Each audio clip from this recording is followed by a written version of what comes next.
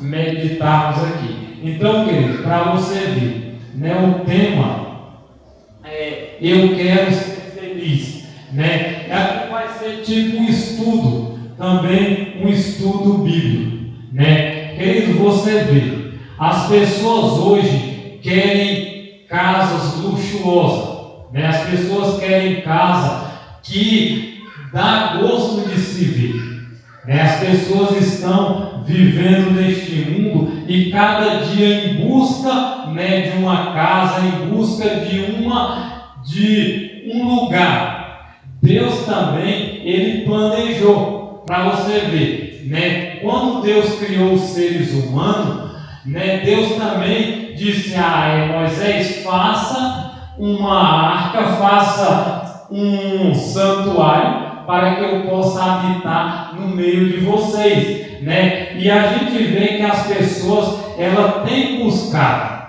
né, irmão? Então Deus, Ele pediu para fazer uma casa sobre medida, né? Deus deu a visão, onde na lição, no estudo da lição, tinha uma pergunta: o que foi que João ele viu quando o céu se abriu? Alguém lembra? Na visão que João teve, sabe, irmão? O que foi que João contemplou?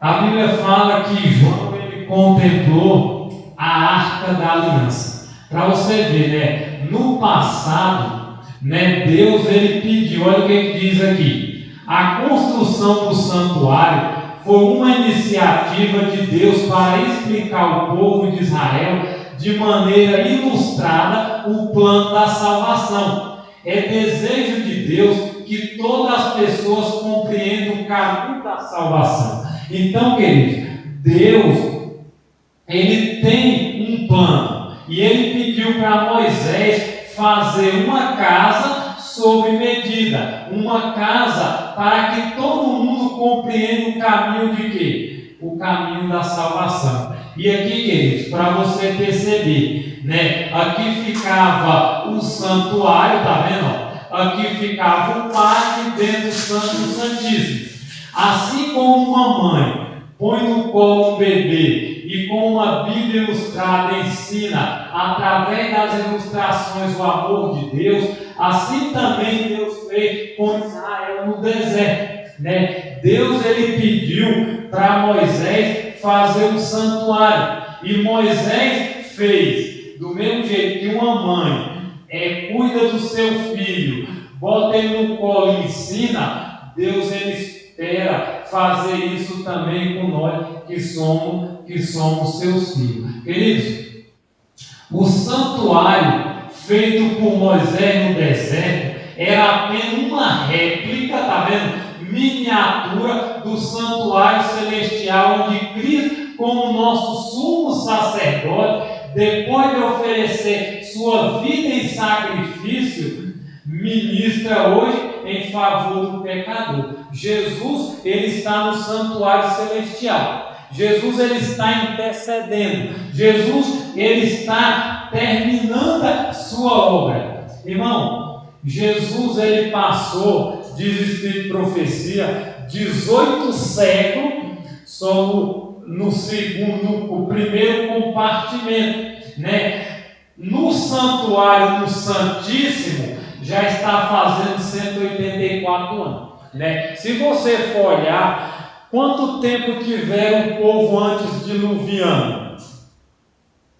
Alguém sabe qual foi o tempo?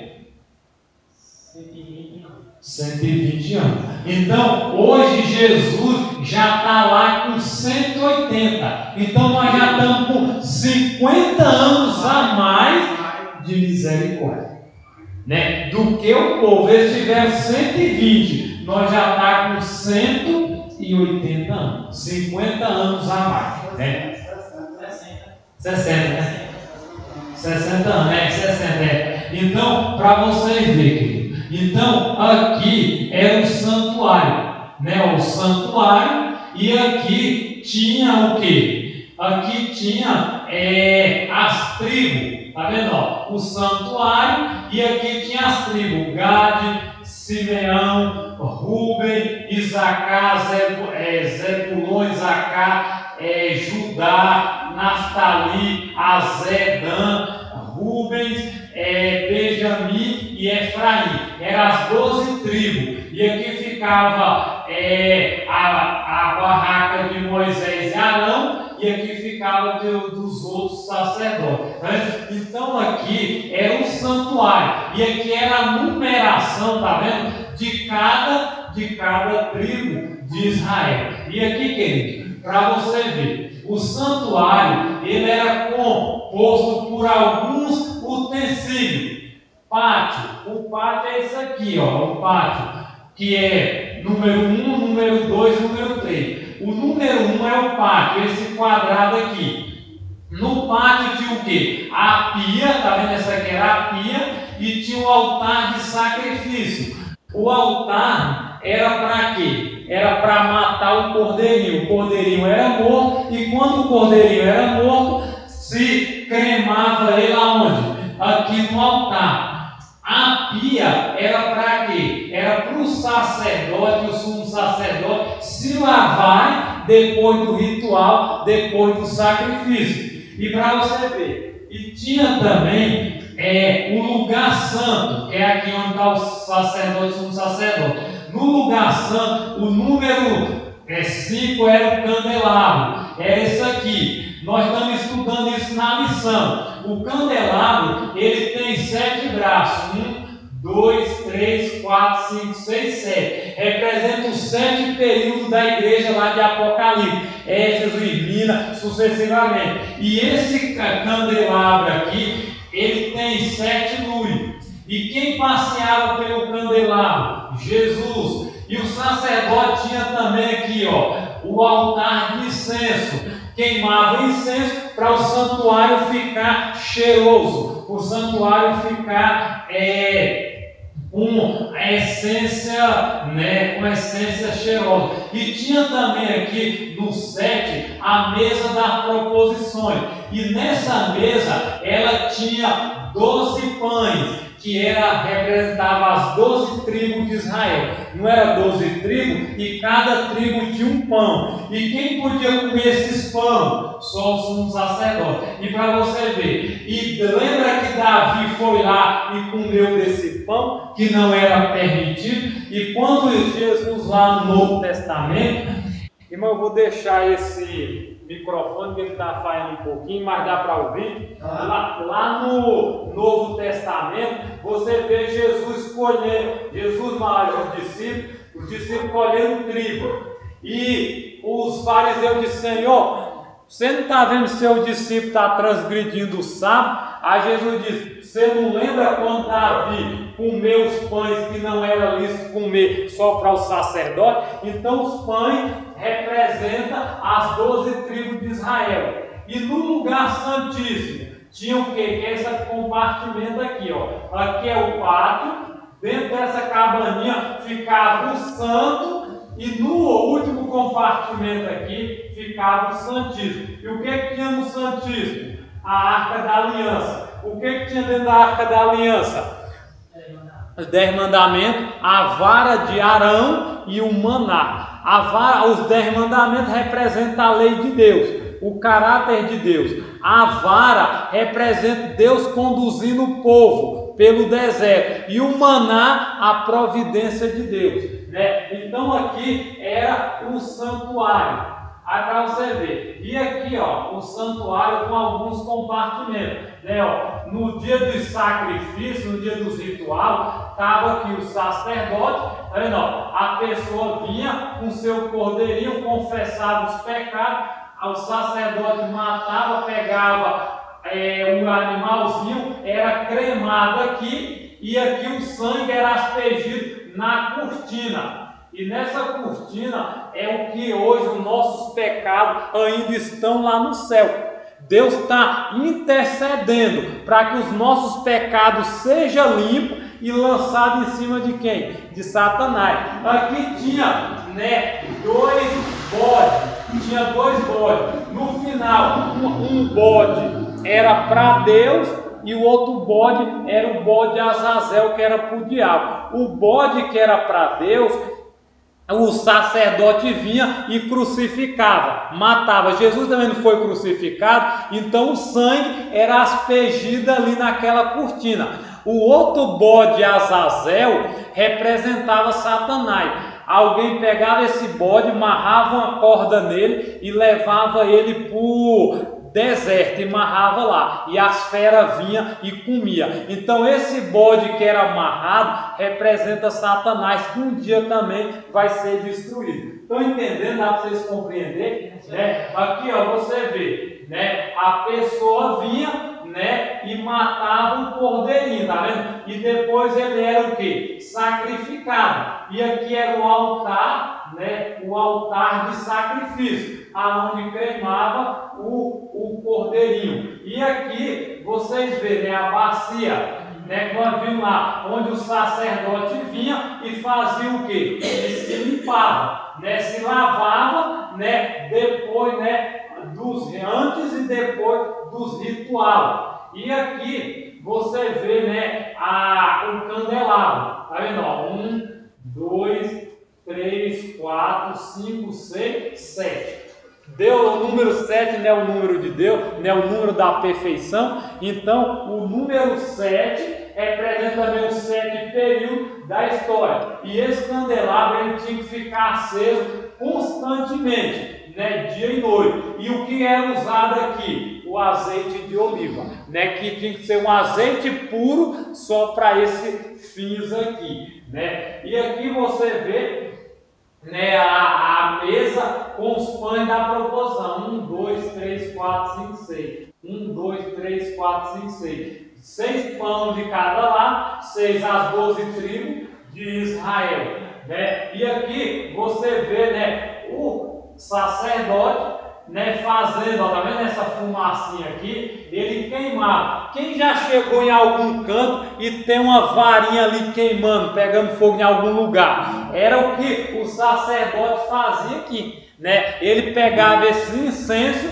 e queimava aqui dentro. E também esses incensos representam o que? Essa fumaça aqui representa a oração do santo que sobe até Deus, né? E todos esses utensílios, ele tem um significado. E aqui, ó, você vê a arca da aliança. A arca da aliança, ó, tinha 2 anjos em cima, né? Cada um com a asa cobrindo, um encostado na outra, e dentro da arca estava a lei de Deus, tá vendo? Ó, 10 mandamentos, a vara de Arão, que ela floresceu, a Bíblia diz, e também o que? O maná ficava nesse pote, né? Representa o caráter de Deus, o de Deus que ama o povo, e a providência divina. E aqui, irmão, para você ver, esse aqui era quem? O sacerdote. Está vendo como é que era a roupa do sacerdote? Essa aqui é a roupa do sumo sacerdote. Então, o sacerdote ele entrava ali, né, constantemente nos dias de rituais. Mas o sumo sacerdote ele só entrava uma vez por ano, né? E para você ver, e ele sumo sacerdote, pode ver, ó, que as roupas é diferente do sacerdote para o sumo sacerdote, né? E para você ver, aqui, ó, tinha, né, essas pedrinhas, né? Cada pedra ela tem um nome. Se você olhar lá no livro de Números, vai falar sobre essas pedras. E tinha essas duas, essa preta e essa branca, que é chamado de Urim e Tumim. Já viu isso? Na Bíblia fala isso. Então, essas pedrinhas representavam quando Deus aceitava e quando Deus também não aceitava o sacrifício. Tá vendo? Aqui é o nome de Deus na língua hebraica, né? O nome de Deus, né? E quando Deus aceitava, né? E quando Deus também, né? Ele rejeitava. E olha o que é que diz ali, queridos. Êxodo 25, 8 diz o que, ó? O que Deus pediu que Moisés fizesse, lá em Êxodo 25, versículo 8. E me farão um santuário, e habitarei no meio dele. Deus então disse: Moisés, faz um santuário. E o santuário tu vai fazer para que eu possa habitar no meio de vocês. Por isso, querido, que nós não estamos sozinhos nessa caminhada, né? Nós não estamos sozinhos de quê? Nessa jornada, né? Porque Deus, Ele habita conosco. Nós estávamos estudando ali na casa da mãe do irmão. Qual foi o versículo que a gente leu lá, irmão? Que Jesus diz: eu nunca te deixarei e nem te abandonarei. Deus, Ele cuida de nós, né? Porque Deus, Ele fez os seres humanos e Deus não quer que a gente vive de qualquer jeito, disperso, como uma manada que não tem com que é cuidado ou proteção. Mas Deus, Ele ama, né, cada um de nós. Olha o que ele diz ali, querido. O santuário que Moisés construiu era cópia do qual santuário? Hebreus 9:24 diz: porque Cristo não entrou num santuário feito por mão, figura do verdadeiro, porém no mesmo céu, para agora comparecer por nós perante a face de Deus. Está vendo? O santuário celestial, o que acontece? Quem é que entrou nele? Só Jesus, né? Jesus é o sumo sacerdote, como a gente viu lá atrás. Quem é que está intercedendo por nós? Jesus. Ele está lá no santuário que ele mesmo fez, não com sangue de touro ou de bode, mas com o seu próprio sangue, né? Com o sangue que ele derramou por nós. E para você ver, querido, né? Que move do santuário o apóstolo João viu no santuário celestial. Apocalipse 19. João, ele teve uma visão, foi como eu falei para você no início. E qual foi a visão? Abriu-se no céu o templo de Deus e a arca da sua aliança foi vista no seu templo. E houve o que? Relâmpago, vozes, trovões, terremoto e grande saraivada. Então foi o que João viu lá? Foi o que? A arca da aliança. A arca da aliança, ela mostra o que? Que Deus, ele cuida, que Deus, ele protege, que Deus, ele faz o que? Ele faz o melhor, né? E a arca, como a gente viu, ela tem três coisas, porque representa a providência divina. Então, o santuário celestial, existe uma arca da aliança, e essa arca, ela fica ali, eu creio, com anjos de verdade, anjos, seres celestiais, e Jesus fica fazendo o quê? Intercedendo por mim e por você. Então, querido, para você ver, né, o que Deus mandou Moisés colocar dentro da arca da aliança. Êxodo 25:21, número 17:10 e 16:32. Então, o que foi que Deus pediu? Os 10 mandamentos, a vara de Arão e o maná, né? Irmão, para a gente ver, a Bíblia diz que lá, se eu não me engano, vê se é, Valdivão, abre aí, Isaías 33, versículo 16, leia para a gente, fazendo um favor, vê se é esse versículo, Isaías 33, 16, o que ele diz aí? Vamos ler esse versículo para a gente compreender. Do mesmo jeito que Deus providenciou o maná para o povo lá, leia, irmão, o que diz? 33:16 diz o quê? Este habitará nas alturas, as fortalezas das rochas serão o seu alto refúgio, o seu pão será dado, as suas águas serão secas. Tá vendo? A Bíblia diz, irmão, lá no tempo do Egito, no tempo que o povo estava no deserto, Deus providenciou, deu a lei, deu também a vara a Arão, guiando o povo, mais Moisés, e providenciou o maná. E aí fala que a nosso pão e a nossa água será certa.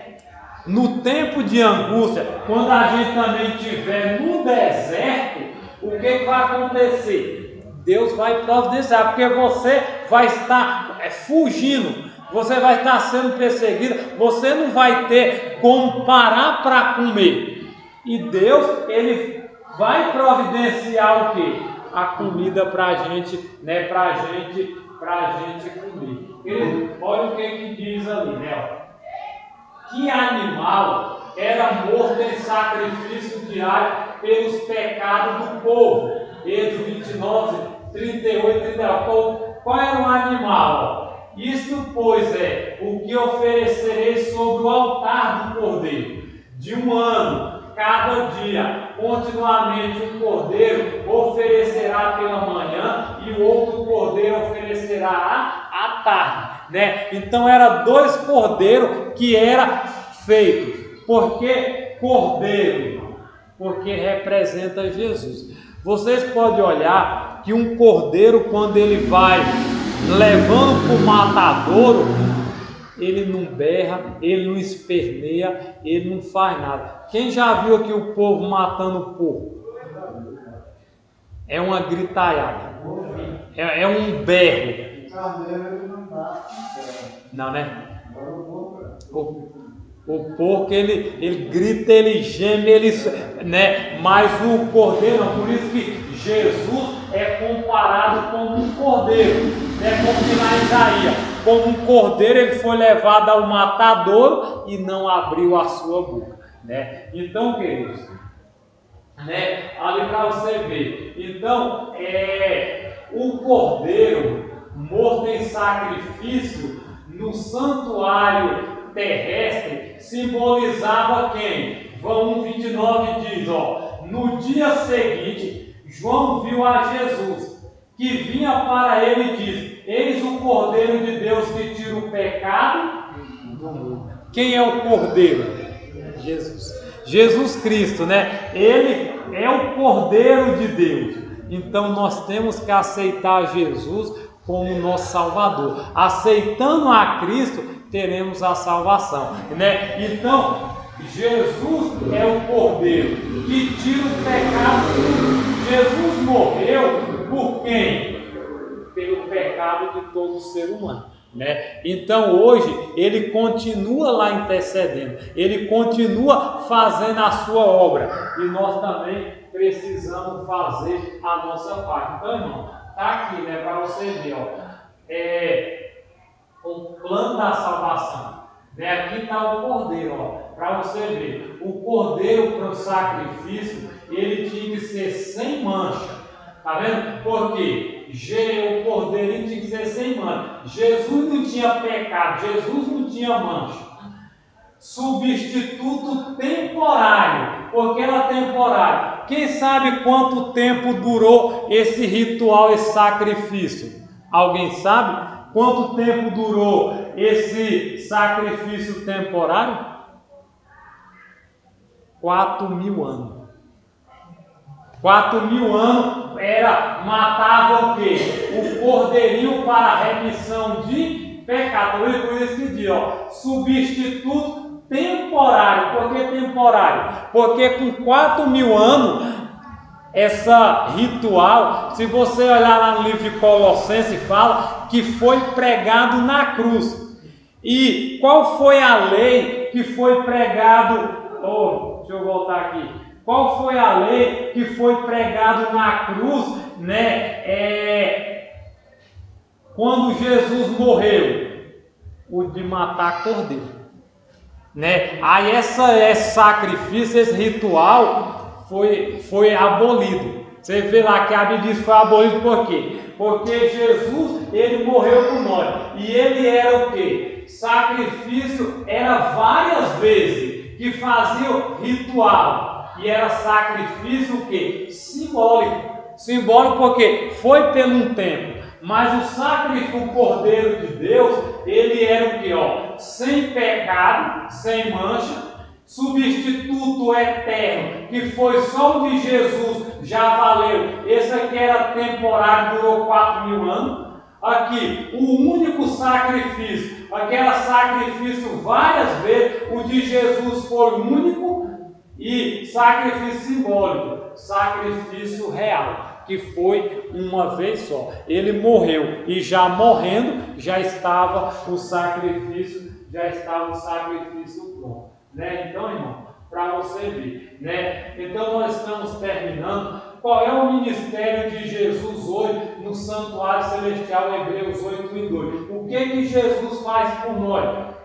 Ora, a suma de que temos dito é que temos um sumo sacerdote tal, que está sentado no céu, à destra do trono da majestade, ministro do santuário e do verdadeiro tabernáculo, o qual o Senhor fundou e não o homem. Então, quem está no santuário celestial? Jesus Cristo. E essa obra, irmão, ela está terminando. Essa obra ela está acabando. Jesus ele está no seu último compartimento, fazendo o quê? No verdadeiro tabernáculo, ministrando, para que eu e você possa ter o quê? Possa ter a vida eterna. Queridos, para você ver a minha decisão, creio que Jesus morreu em meu lugar. E como o Cordeiro de Deus que tira os meus pecados, quero aceitá-lo hoje como meu Salvador e sumo sacerdote no santuário celestial. É seu desejo de aceitar a Cristo, de aceitar Jesus como o sumo sacerdote, né? Como Cordeiro de Deus. Irmão, eu quero só voltar aqui para você ver, né? Queridos, nós estamos no último momento da história deste mundo. Jesus, ele entrou no santuário celestial no ano de 1844, né? De 1844 para cá, nós já vimos, está com 160 anos. E para você ver, 160 anos que ele ministra no santuário por quem? Por mim e por você. Só, meu irmão, que a Bíblia fala que na época da expiação, quando Jesus disse lá para Moisés que ia descer no monte, tinha algumas festas. E nessas festas, cada pessoa tinha que fazer o quê? Se preparar.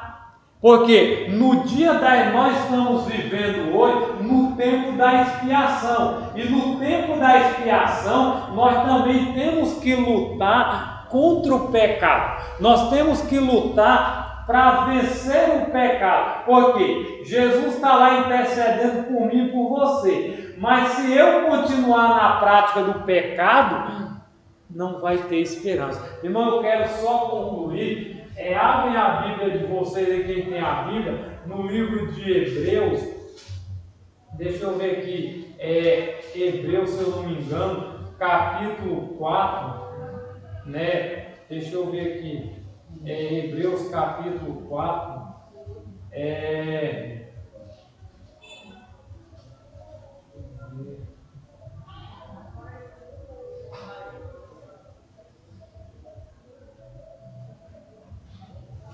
Não, irmão, é capítulo 4 e o versículo 15 e 16 diz assim, ó, o que que diz, ó? 4, 15 e 16 diz assim, ó: porque não temos sumo sacerdote que não possa compadecer das nossas fraquezas. Antes foi ele tentado em todas as coisas a nossa semelhança, mas sem pecado, tá vendo? Como a gente viu ali. Acheguemo-nos, portanto, confiadamente junto ao trono da graça, a fim de receber misericórdia e acharmos graça para socorro em ocasião oportuna. Irmão, enquanto Cristo está intercedendo, a Bíblia diz que nós temos que nos achegar junto ao trono da graça. Para quê? Para buscar a misericórdia de Deus, para que nossa vida ela seja o quê?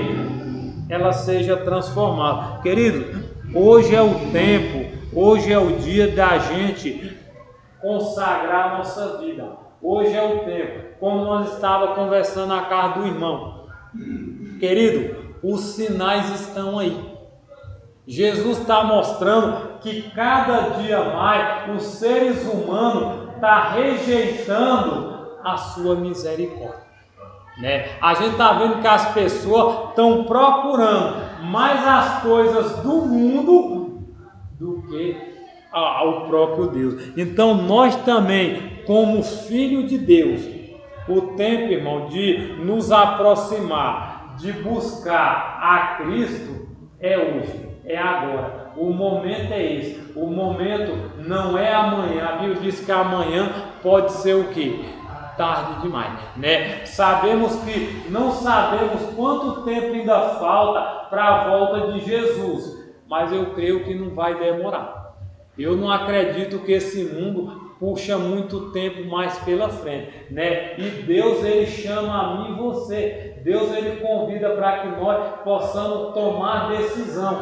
Quem não aceitou Ele ainda, o tempo é agora, Quem ainda não se batizou, corra, porque logo a porta da graça vai se fechar. Logo a porta da graça, ela não vai ter mais como ninguém entrar. A Bíblia diz: quando Ele abre, ninguém fecha, e quando Ele fecha, ninguém abre, E hoje Ele está convidando a mim e você para que nós possamos fazer o quê? Nos preparar. Queridos, vamos ficar em pé e vamos orar. Vamos pedir a Deus que nos ajude. Já que estamos, vamos ficar de joelho, irmão, e vamos orar para a gente terminar. Oremos. Misericordioso Deus, eterno Pai, Criador dos céus e da terra, nós te agradecemos, Senhor, pela a certeza que nos dá, por meio do sacrifício de Cristo, temos o direito de termos a vida eterna. Pai Santo, nesta noite nós estamos aqui. O Senhor sabe o que vai no íntimo de cada coração, de cada irmão, e o Senhor sabe, ó Deus, que o tempo que estamos vivendo é um tempo solene, é um tempo que precisamos nos voltar para Ti, é um tempo que precisamos tomar decisões, abandonar, ó Deus, os pecados acariciados, abandonar nossa vida de falta de consagração, abandonar tudo aquilo que tem nos afastado de Ti. A Bíblia diz, Senhor, que o tempo de nos achegarmos ao trono da graça é hoje, é agora, porque o Senhor está intercedendo, o Senhor está convidando, o Senhor está batendo na porta do nosso coração, e o Senhor quer nos levar para um lugar perfeito, aonde reinaremos com Cristo por toda a eternidade. Pai Santo, que nesse momento o Senhor abençoa as nossas famílias, abençoa, ó Deus, nossos entes queridos, aqueles que ainda não tomaram decisão, aqueles que precisam aceitar a Ti como seu Salvador, e que o Senhor não deixa que a porta da graça se feche sem que eles estejam com os nomes escritos no livro da vida. Permaneça aqui conosco, Senhor, hoje e sempre, abençoando essa igreja, reavivando essa igreja, consagrando as nossas vidas e nos fazendo a cada dia missionário, pessoas que querem, Senhor, trabalhar em prol de ganhar almas para o Teu reino. Que o Senhor derrama sobre nós a porção dobrada do Espírito Santo, e, querido Jesus, prepare-nos para os eventos finais, prepare-nos para a última parte da história deste mundo, e que nós possamos estar cada dia buscando, estar se preparando para receber a chuva serôdia. Que o Senhor leva-nos em paz, abençoa nossas famílias, abençoa essa comunidade, traga pessoas para cá sinceras, em nome de Jesus. Amém. Queridos, que Deus abençoe a mim e você, que Deus fortaleça a nossa fé. Essa é minha oração, em nome de Jesus.